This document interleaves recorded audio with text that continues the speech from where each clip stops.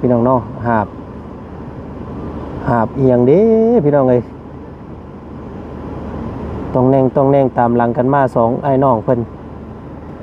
หาบเอียงขายอันนั้นพี่น้องเอ้ยลูกล่ะขายยังกันนั่นขายยังลูกหน่อไม้พี่น้องเอ้ยหาบท่าแดดซ้ำอันนี้เนาะพี่น้องเนาะฮ้อนก็ฮ้อนสิหาบไปขายไสสิขายตลาดบ้านดงโอ้หน่อไม้พี่น้องเอ้ยมีแต่ยอดงามๆพูดเห็นบ่โตเนาะเดี๋ยวอันเบิ่งรถเบิ่งล่างก่อนเดี๋ยวอันมาเบิ่งอยู่หั่นมาเบิ่งอยู่โอ้เบิ่งเนาะโอ้ยลงเบิ่งน้องเพิ่นก่อนพี่น้องเอ้ยโตเนาะอุ้ยสิพากันหาไปขายไสขายอยู่ตลาดบ้านดงพูโอ้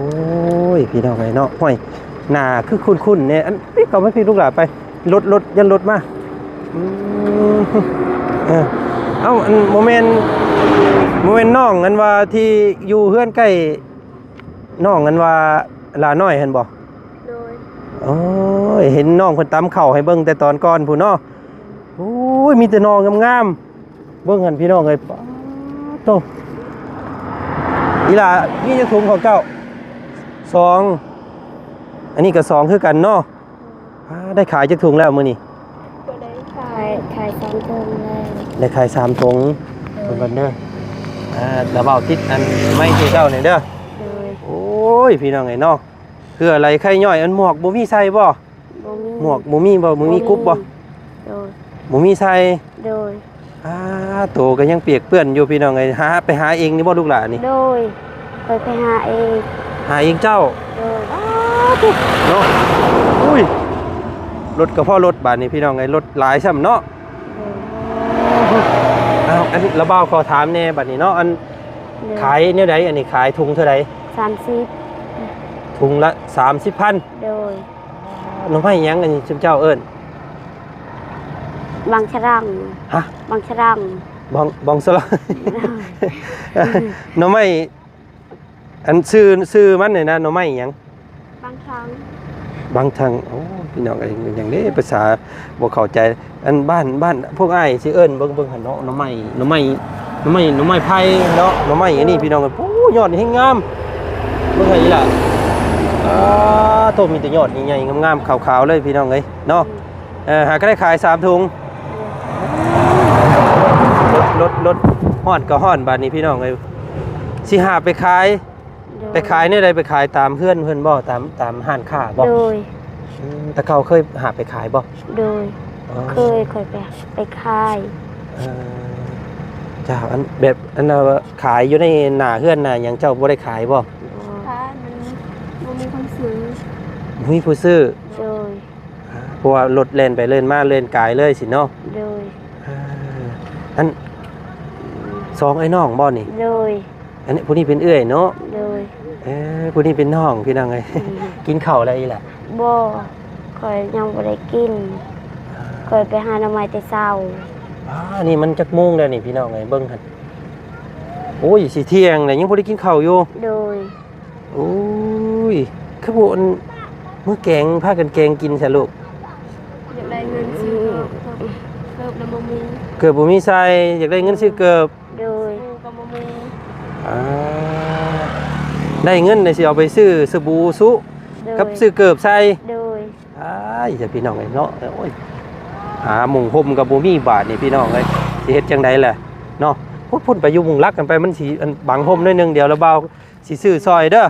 เนาะบ่ต้องไปขายก็ยาบ่ต้องไปไกลก็ยาเนาะมันใส่แล้วโอ้ยมันแหลดคือเก่าว่ะนี่เฮ็ดจังได๋ล่ะไปพี่น้องเอ้ยเนาะเอามานั่งอยู่นี่ก่อนแป๊บนึงเดี๋ยวระเบาสิซื้อซอยฮ้อนเนาะฮ้อนเนาะขอถามหน่อยนึงอันนั่งลงก่อนมันนักเลยล่ะมันนักเนาะปลดเลยปลดออกมาระเบาสิซื้อซอยเด้อฉันบ่มีข้าวซื้อข้าวขายหน่อไม้บ่ไปซื้อข้าวโดยมือก็กินมือก็บ่มีให้นะได้พี่น้องไงเนาะเอาปลดออกมา มีจักถุงนี่มี2 4 6 8ถุงพี่น้องเอ้ยเนาะถุงขายซ้ำกันเลยบ่ถุงน้อยถุงใหญ่ก็ซ้ำกันบ่ลูกหล่ะ โดย ถุงละ30,000หรือว่า40 บาทพี่น้องไอ้ถุงหนึงเนาะนี่หน่อไม้หัวปีมันหายากเนาะลูกหลานเนาะ โดยทำไมนี่หายากอีหลี เบิ่งหันพี่น้องเลยสิเอาไปเฮ็ดที่ใดกินลูกหลานมันจังสิแซ่บ แกงมันแซ่บ แกงบ่ ต้มกระแซบ ต้มเลยจ้ำกับแจ่วเนาะ โดย อ้ายสิพี่น้องเอ้ย บาง เนาะ หมด โหมือกับนั่นติมืออันไปอันเสียมซับบ่น้ำเกาะบ่ โดย อันละวาวฮู้จักละวาวอยู่บ่ซื้อละวาวฮู้บ่ บ่ฮู้ โอ้โห บ่ฮู้บ่ โดย พี่น้องไงเนาะอันละบ่าวซื้อบ่าวจันเด้อ โดย ซื้อบ่าวจันเนาะ โดย อีหล่าเด้เจ้าซื้อหยังน้อง ซื้อน้องไม้ น้องไม้ โดย จักปีเลยอีหล่ะนี่ 14 14 ปี14 ปีเนาะผู้นี้เด้ซะผู้น้องเพิ่นนี่ซื้อหยังเจ้า ซื้อไทยมันไทย ทาย โดย ทายว่ามันแม่นหยังนี่บ่ทาย อ๋อน้องทายจักปีเลยเจ้า 11 11 ปี โดย เป็นน้องแท้ๆนี่บ่ โดย อ๋อน้องแบบยันหัวยันหางกันออกมานี่เนาะ โดย อันเห็นเจ้าอยู่เธอหนึงบ่ว่านี่พี่น้องกันโมเมนต์คนที่ว่าตำข้าวให้อ้ายเบิ่งมื้อนั้นน่ะบ่ โดย ตอนค่ำๆมันได้ โดย อันนั้นบ่เฮือนเจ้าบ่น่ะ โดย ตัวพี่น้อง บ่ได้อยู่เฮือน คุณตกเปียกหมด อืมฝนตกมื้อวานมื้อนี่ก็เปียกเนาะ เปียก อันน้องเจ้ามีเจ้าคนน้องเจ้า 3 คน 3แล้วก็4 5เนาะ โด โด ย ย ทั้งเบิด5คนอันอ้ายน้องเจ้าเนาะ โดย โอ้ยพี่น้องเอ้ยยังบ่ทันได้กินข้าวคือบ่กินข้าวกินน้ำก่อนจังไปขายบ่หมูมี โดย หมูมีแนวกิน โดย ตายพี่น้องเอ้ยเนาะหน่อไม้ หากินกับบ่มี อยากกินหน่อไม้ก็อยากได้เงินเนาะลูกเนาะ โดย อยากได้เงินซื้อข้าว ได้เอาพี่น้องเอ้ยเนาะกับทักทายสบายดีพ่อแม่พี่น้องกันเพิ่นสุขสุขคนมื้อนี้เนาะว่าจันกำลังสิแล่นลงไปรับเขาว่าบุญอยู่เฮือนน้องสอนเพิ่นเนาะ โดย หาก็ออกมาแต่เฮือนนั่นว่าประตูอาเลียเมื่อกี้นี่พี่น้องไอ้เนาะมาพบพ่อกับน้องน้อย2คนเพิ่นกำลังกันว่าหาบบ่ได้ใส่หยังกุ๊บใส่หยังเลยบ่มีเลยเนาะพี่น้องเอ้ยไปหาเองแล้วก็ไผเฮ็ดพูดแบบนี้ให้นี่ลูก ไปพูดเอง เฮ็ดเองเลย โดย สุเจ้าฮู้ได้จังไดว่ามันสิซ้ำกันนี่เนาะ กะเอาเนาะ โดย เบิ่งเอาว่ามันถุงใหญ่ถุงอันซ้ำกันแล้วก็นั่นเนาะเบิ่งเอาว่าโตพี่น้อง ตัวใหญ่ทั้งตัวน้อย ผสมกันเลย คอยก็ใส่ ตัวนี้เบิ่งเนาะขออนุญาตอันเบิ่งก่อนเด้อลูกหลานเด้อเดี๋ยวสิซื้อเหมาซอยเด้อ โดย หนึ่งพี่น้องเอ้ยเนาะผู้ดีมันสิซ้ำกับน้องเพิ่นแหละเห็นบ่เนาะ โดย ยอดบักใหญ่ขาวๆเลยพี่น้องเอ้ยเนาะแซ่บๆเอามาเดี๋ยวเราเบาสิอันเหมาซอยเด้อ โดย อันนี้ก็งามพี่น้องเอ้ย1เนาะ2 อันนี้3ป้าตัวมีแต่โนดกะคักได้พี่น้องเอ้ยเนาะโอ้ยเฮ็ดดีได้เด้บาทนี่ซื้อเมื่อแล้วบ่ได้กลับบ้านมื้อนี้ซ้ำอ้ายก็ได้พี่น้องเอ้ยเนาะสิได้กลับมื้ออื่นมื้อฮื้อผู้สิได้เมื่อหั่นน่ะเนาะแต่บ่เป็นหยังเนาะเดี๋ยวเราเอาสิซื้อซอยเด้อ โดยซื้อซอยแล้วค่อยซื้อข้าว สิซื้อข้าวอีก โดย พี่น้องเอ้ยเอาอันในข้าวในติ๊บในเจ้ามีอยู่บ่ในมีกินอยู่บ่มื้อนี้มีบ่ มื้อนี้มันอยากหมดแล้ว ให้น้องโมเมนน้องกินเบิดแล้วไปชักเนาะ โดย น้องอยู่เพื่อน3 น้องกินกับ กันบ่มีข้าวค่อยอดเอา บ่ได้เข้าโรงเรียนบ่สละมันก็ ค่อยเข้าค่อยเข้าค่อยออกแล้วค่อยออกว่าพอทราบ บ่3แล้วออกแล้ว โดยไปเรียกซอยพ่อแม่ เนาะบ่3ออกแล้วผู้นี้ได้เจ้าเฮียนอยู่บ่ บ่เคยเฮ็ดเฮ็ดซอยพ่อแม่ บ่เคยเฮียนจักเทื่อ โดย มันก็อ่านหนังสือบ่เป็นแล้วจักเลย ออกเรียกซอยพ่อแม่ ไอ้พี่น้องไอ้เนาะเอากะบ่ได้ทำบ่ได้เฮียนกะเป็นคนฮู้ผู้ดีเด้อลูกหลานเด้อ เลย เนาะตั้งใจทำมาหากินเนาะหาเงินหาคำเด้อเนาะ ไปฉะนั้นมาเดี๋ยวมันร้อนแดดเนาะลูกหลานเนาะเดี๋ยวเอาขึ้นรถให้เราเบาเนี่ยมาหิวมาเนาะเดี๋ยวสิเหมาเบิดเนาะ4 5 6 7 8เนาะ8ถุงพี่น้องเอ้ยน้องเพิ่นมาขายตากแดดท่าแดดแวอยู่พี่น้องเอ้ยเนาะอึ๊บเนาะเอาขึ้นได้ลูกละวางไว้เนาะมาพี่น้องไงเดี๋ยวอาจารย์สีเมาซอยน้องเพิ่นทั้งสองมานี่น้องขยันดีๆพี่น้องไงเนาะบ่ได้กินข้าวแต่เช้าเบิ่งก็เด้อสามีหยังดิ ข้าวก็บ่มีข้าว เบิ่งเดี๋ยวเราเบาสิเอาอันนี่ให้กินก่อนนุ่มกับนุ่มฮ้อนฉ่ำบาดนี่พี่น้องเอ้ยตายเบิ่งก็เด้อเดี๋ยวเราเบาเอาแนวให้เจ้าก่อนบ่มีแนวกินให้น้องเพิ่นฉ่ำพี่น้องเอ้ยมันก็ขนมไอ้กระเต้าหาใจอยู่ นี่กับมันเปื้อนอันฝนตกเมื่อวานนี่พี่น้องไงเอามาพี่ดูกันอันนี้เอาไว้ให้ชุบเจ้ากินเด้อแล้วก็ชุบเจ้าเสียวเมื่อฝากน้องเจ้าก็ได้เนาะแล้วว่าบุ้มีขนมอันนี้กินเป็นอิ่มซ้ำพี่น้องไงเนาะลูกหลานนมมือก่อนนมมือเอาขอบใจเด้อเวลาผู้ใหญ่เพิ่นเอาหยังให้กะนมมือก่อนเด้อลูกหลานเด้อเอาไว้กินเด้อมาบาดนี้เอามาไล่เงินก่อน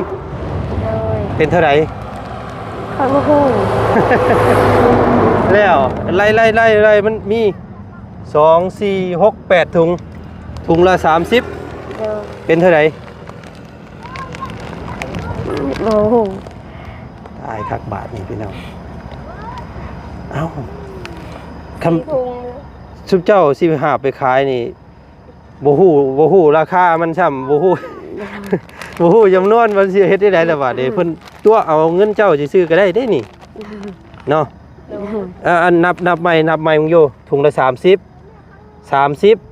แล้วก็ถุงที่2เป็นเท่าไหร่60ถุงที่3เด้เป็น90เอาถุงที่3เป็น90เนาะแล้วก็ถุงที่4แสนเก้าถุงที่5150,000พอดีเป็น150,000เนาะแล้วก็ถุงที่61,800,000ถุงที่5เป็น1,800,000เนาะถูกต้องตัวนี้ถุงที่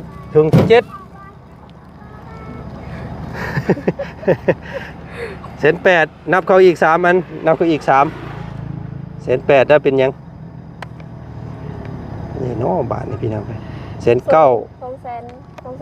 210,000ถูกต้องเอา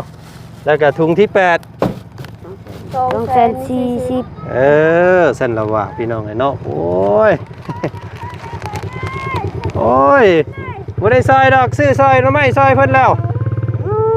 เนาะเบิดเงินแล้วซื้อซอยน้องเพิ่นกันเด้อพี่น้องไอ้เนาะทางเอื้อยเบียดเพิ่นหน้าลอกขายเนาะเป็นนี่ได้ลูกเจ็บบ่เจ็บมือบ่เบิ่งมือเจ้ามันน้ำขูดบ่มันเป็นน้ำยังคาอยู่ไปจักลูกโอ้ยบ่ใส่บ่มีศพมือบ่เวลาไปหาหน่อไม้มีศพมือกับบ่มีเนาะบ่มีเงินซื้อมีเงินซื้อเกิบเนาะเสื้อผ้าหน้าแพร่น้องเพิ่นก็อันเก่าๆพี่น้องไงเนาะเหมือนหิวข้าวไปจักซันนี่นี่เมื่อปั่นน้องกินเด้อมื้อนี้เด้อเดี๋ยวเราเบาจ่ายเงินเจ้าก่อนเนาะพี่น้องมึงมาซอยน้องหน่อยเพิ่นซื้อนี่ซอยมื้อนี้เนาะถุงละ40 บาทพี่น้องเอ้ย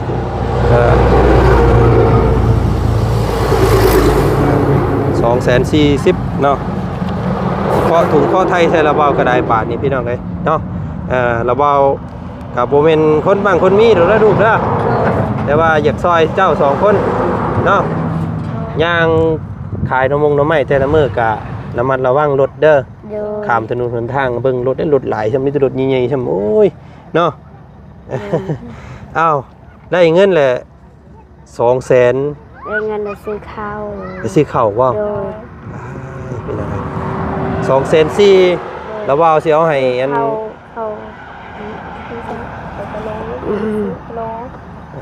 โลนึงเท่าใดข้าว โลนึงซาว โลละ20,000 โดย 20นี่ก็2 4 6 8 10โอ้หลายโลเติบอยู่เนาะ โดย ขายหน้องใหม่มื้อนี้เนาะถือว่ามันได้น้องเด้อเนาะ200,000เราเอาให้250,000ได้เด้อ โดย เออ ใจเด้อ ใจเด้อ สุมเจ้าเมื่อไรสิปันกันอีกบ่นี่ อ๋อซื้อข้าว ซื้อข้าวหมดเลย โดยคนมีเงินรายและซื้อข้าวเป้า อืมหาไม่ได้หานี่ก็หาน้ำกันเนาะ โดย เวลาขายนี่ก็ขายโฮมกันคือเก่า โดย โฮมเลยหลักๆเลยคือข้าวเนาะ โดย พี่น้องเอ้ยน้องเพิ่นก็บ่ได้หวังหยังหลายพอได้แต่ข้าวกินให้น้องๆกับแม่เนาะ โดยเป็นเวลาบ่มีข้าวกินข่อยอดให้น้องกิน อ่า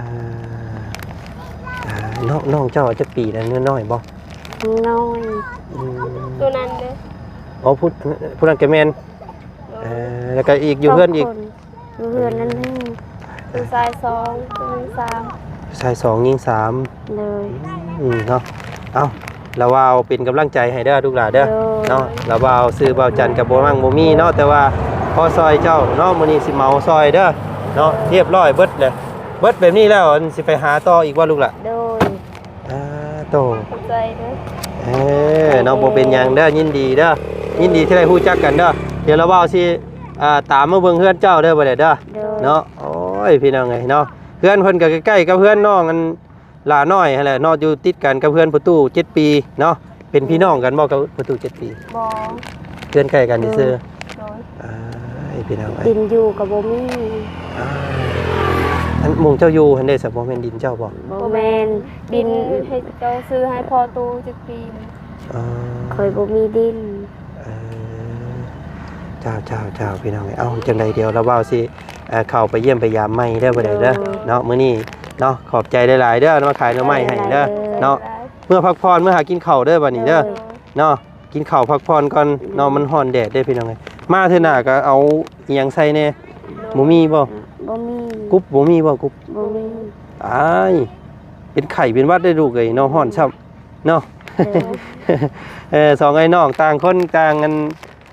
นั่นกันพี่น้องเอ้ยเนาะสองไอ้น้องเพิ่นย่างขายหน่อไม้มื้อนี้ไปสิลืมไม่ค้านเด้อเนาะมาเอาอันหมักระเบิดนั่นขึ้นก่อนแล้วอะเนาะอันนี้11ปีเจ้าเนาะผู้นี้14เนาะ นอก ใจเด้อ น้องยังก็ น้องไม้ น้องไม้น้องทายเนาะเจอน้องไม้น้องทายมาขายหน้องไม้พี่น้องเอ้ยมื้อนี้เนาะเป็นกำลังใจให้เด้อลูกเด้อไปบัดนี้ย่างกลับบ้านบัดนี้เด้อบ่ต้องไปขายเบิดแล้วเนาะ ใจเด้อ เออ มีแห้งเด้อ เด้อพี่น้องเอ้ยเนาะยินดีเนาะไปพากันกลับบ้านเนาะ เด้อน้องเนาะสู้ๆแล้วน้องเด้อเนาะสู้ๆเอื้อยเพิ่นเจ็บมือพี่น้องเอ้ยส่งก็ขาดเสื้อกับขาดเบิดล่ะเนาะไป